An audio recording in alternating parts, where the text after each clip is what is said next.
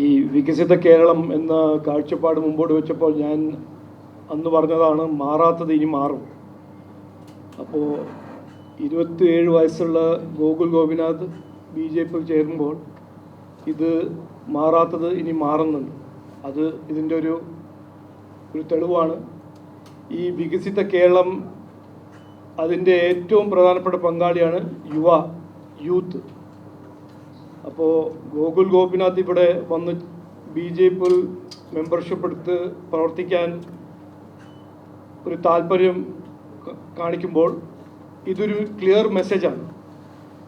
BJP ആണ് ഈ വികസിത കേരളം സൃഷ്ടിക്കാനും നരേന്ദ്രമോദിജീൻ്റെ കാഴ്ചപ്പാട് ഒരു വികസിത ഭാരതം അതിൻ്റെ ഒപ്പം ഒരു വികസിത കേരളം സൃഷ്ടിക്കാൻ ഈ പാർട്ടിക്കാണ് താല്പര്യവും കഴിവും. അതിൻ്റെ ഞാൻ പറഞ്ഞ പോലെ യൂത്താണ് ഇവരുടെ ഈ വികസിത കേരളം കാഴ്ചപ്പാടിൻ്റെ ഏറ്റവും പ്രധാനപ്പെട്ട ഒരു സ്റ്റേക്ക് ഹോൾഡർ. അപ്പോൾ അദ്ദേഹത്തെ ഞാൻ സ്വാഗതം ചെയ്യുന്നു. എല്ലാവിധ എൻ്റെ ആശംസകൾ, എല്ലാ ബെസ്റ്റ് വിഷസും ഞാൻ അദ്ദേഹത്തിന് കൊടുക്കുന്നു. ഒന്നോ രണ്ടോ കാര്യങ്ങൾ ഇനിയും പറയാനുണ്ട്. ഗോകുൽ പറഞ്ഞ പോലെ ഇന്ന് CPM-ലും കോൺഗ്രസ്സിലും ഒരു വ്യത്യാസവുമില്ല. പണ്ട് കാലത്ത് കോൺഗ്രസ് ആയിരുന്നു ഒരു രാജവംശത്തിൻ്റെ ഒരു പാർട്ടി.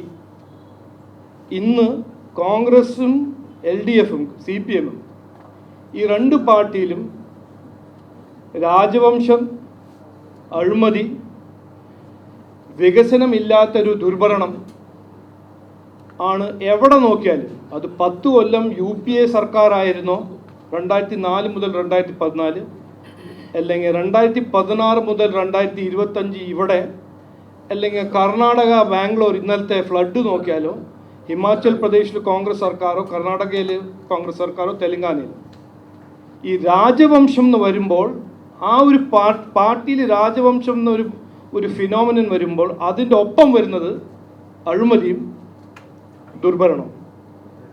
അത് നമ്മൾ ഇവിടെയും കണ്ടിട്ടുണ്ട്. 2004 മുതൽ 2014 കോൺഗ്രസിൻ്റെ സർക്കാരിനും കണ്ടിട്ടുണ്ട്. ഇന്നും കോൺഗ്രസ് സർക്കാർ കാണുന്നുണ്ട്, CPM-ൻ്റെ സർക്കാർ ഈ കഴിഞ്ഞ 9 കൊല്ലം. അപ്പോൾ ഭരണം, വികസനം, പുരോഗതി, യുവാക്കൾക്ക് വേണ്ട തൊഴിൽ, നിക്ഷേപം, ഇതെല്ലാമാണ് ഇവിടെ കൊണ്ടുവരാൻ പോകുന്ന മാറ്റങ്ങൾ BJP ഇന്ത്യയിലെ കാഴ്ചപ്പാട്. അതുകൊണ്ട് ഇന്ന് ഗോകുലിനെ ഒരിക്കൽ കൂടി ഞാൻ സ്വാഗതം ചെയ്യുന്നു. നമ്മളെല്ലാവരും ഒറ്റക്കെട്ടായിട്ട് ഈ വികസിത കേരളം എന്ന കാഴ്ചപ്പാട് ജനങ്ങളുടെ മുമ്പിൽ വെച്ച്, ഈ വികസന സന്ദേശം മുമ്പിൽ വെച്ച് പ്രവർത്തിക്കുന്നുവെന്ന് ഞാൻ ആഗ്രഹിക്കുന്നു. നമസ്കാരം, നന്ദി.